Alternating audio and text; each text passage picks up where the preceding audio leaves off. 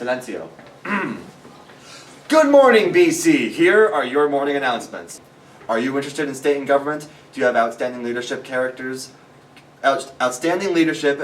qualities as a scholar, or at least 15 years old and are interested in an interview citizenship training program? If you'd answered yes to any of these, then Boise State is for you. If interested, please leave your name and a resume in the counseling center by Friday, March 1st. Boise State will be held Friday, June 28th through Wednesday, July 3rd, 2024 at SUNY Morrisville State College. Please click the link in the description to learn more about Boise State. Thanks, BC, and have an electric day.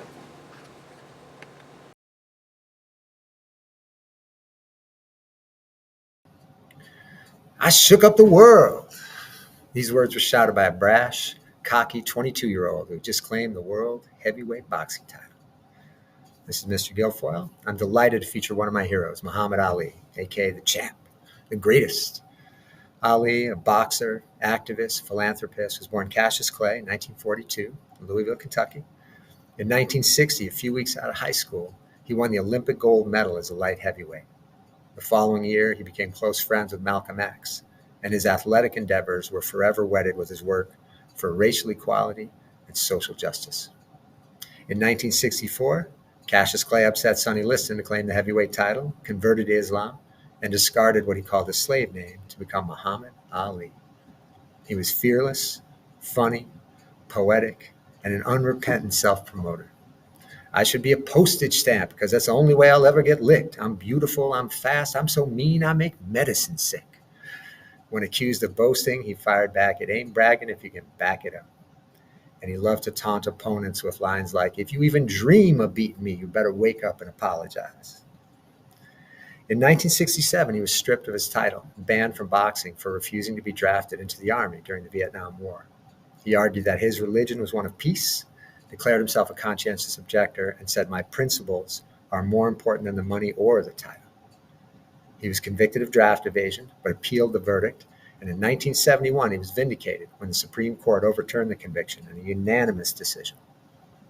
Though past his prime, he won the heavyweight title for a second time in an improbable victory over an undefeated George Foreman in 1974.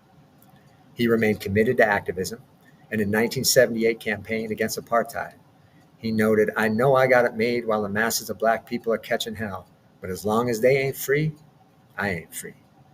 In that same year, he won the title for an unprecedented third time. The champ was fond of saying, "Service to others is the rent you pay for your room here on earth." One day in 1981, while in Los Angeles, he heard that a young black man was standing on the ledge of a ninth-floor building threatening to kill himself. Ali raced to the scene in his car, went to the ninth floor, talked to the young man through the window, concluding with, "You are my brother. I love you." The distraught man climbed through the window to safety. In 1984, Ali was diagnosed with Parkinson's, but despite lack of control over his body, he remained a public figure traveling the world, fighting for justice. In 1990, he negotiated the release of 15 U.S. hostages in Iraq.